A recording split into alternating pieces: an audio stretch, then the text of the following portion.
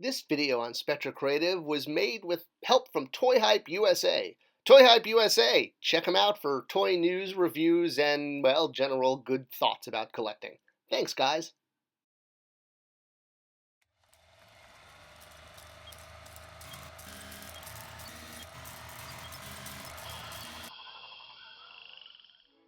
When I went from being a toy collector to working in the toy industry, I was in for a bit of a shock. There was definitely a big disconnect between the way I looked at toys, collecting them, and the way a company did.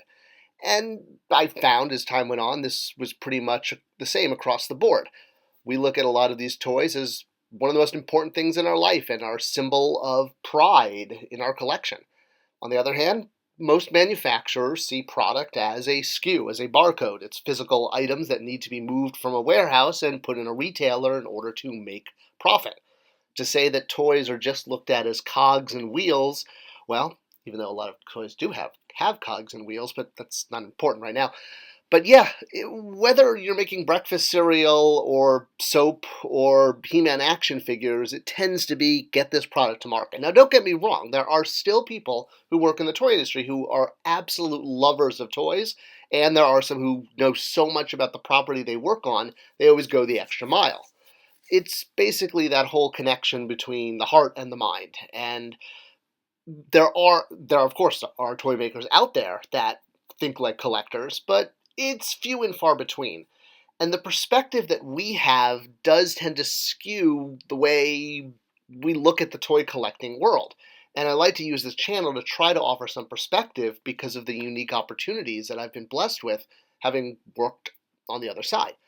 Specifically today, I want to talk about the phrase collect 'em all.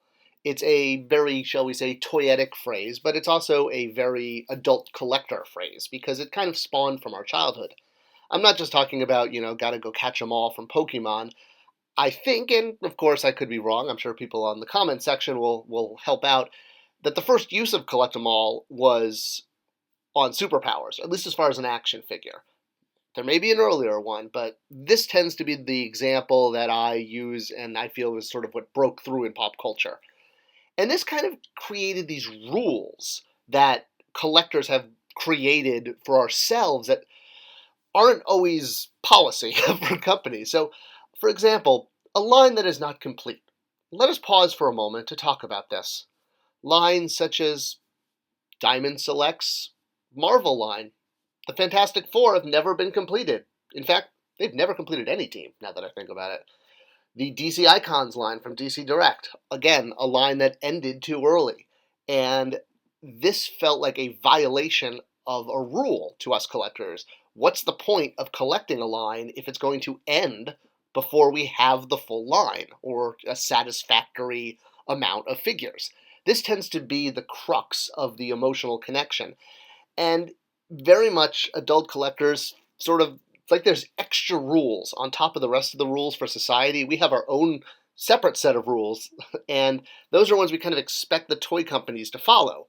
Rules like completing a team. We know the frustration when a toy line ends too early and we can't get everybody, and there's one figure that's missing and is just constantly saying, oh my gosh, why am I not in the collection? It's incomplete, incomplete, incomplete. It's like this siren in our head. Sometimes we even have to go after people to make customs. There's also the concept that a toy company should show some love for a figure. Meaning, like, if they made a Darkhawk from 1992 that I've been asking for, I would be able to say, oh man, they finally showed Darkhawk some love. Or in the past tense, when they revealed Speedball, oh, they went the extra mile with his goggles and they really showed him some love. It's more like the costing worked out. It's great that he's got those goggles, but the disconnect is this perspective that the toy companies, and this is all toy companies, all really manufacturing companies, are making decisions based on the way we collect. That there's this long-term plan to roll out an entire team. To use that X-Force metaphor again from earlier, like when Shatterstar came out 5-6 years ago, they knew that Feral was going to be coming out in 2022. The problem with that tends to be the kind of duck, duck, goose nature of roles in the toy industry. They change a lot, like every year, every 2 years. It's very rare for someone to stay on a brand long term. A perfect example of this is the Darth Raven figure from the Vintage collection. One brand team promised to make it, then the next brand team came along and literally forgot this figure was promised to fans, and that's why he never shipped. And that happens a lot, that because people are switched in their roles. So this idea of collecting them all, of having a full set that no one came out and promised was going to be made, it feels often collecting is like being strapped to a rocket and not knowing whether or not it's going to go off at any minute. And is it going to be a success? Is it going to be a failure? Which is why I think a better way to think of collecting is more like, it's almost like gambling, and there's an inherent risk. Now, obviously, there are some risks that are not a good idea in the world. Stupid risks are what make life worth living. But when you want to be a collector of toys, I mean, while there's no, set rules or regulation for how to become a collector, I mean, lots of people will help you with this on the internets, but we make our own rules, and expecting toy companies to follow these rules that are generated by our community tends to be the source of a lot of frustration. So getting into a line, I tend to think a shift in perspective is, I'm betting that this line will do well and will complete itself, if you will, for me, and all the figures I want to come out. But if that doesn't happen, it's not because the company doesn't like me, or they don't, want everybody to win. It's just because continuing a line doesn't make sense financially. So let me use Masters of the Universe Origins as an example. Not that I'm rooting for it to end, it's just we've seen it on clearance a lot, and it's kind of on that teetering point. We don't know what's happening. Is it going? Is it staying? A lot of people got into this line wanting a complete set. Well, I don't know it's hard to define what a complete set is, maybe just the core team, if you will. And feeling like if that core set is not made by the toy maker, then the goal is not achieved, and there was no point to collecting in the first place. So really, the shift in perspective, the pivot point is, one, remembering that all manufacturing companies are really answering to their stockholders first and foremost. They can only make product line as long as a major retailer picks it up, or they have enough pre-sales directly online, like with HasLab or Matty Collector, that the customer itself can support the line. But you have to have that back-end support.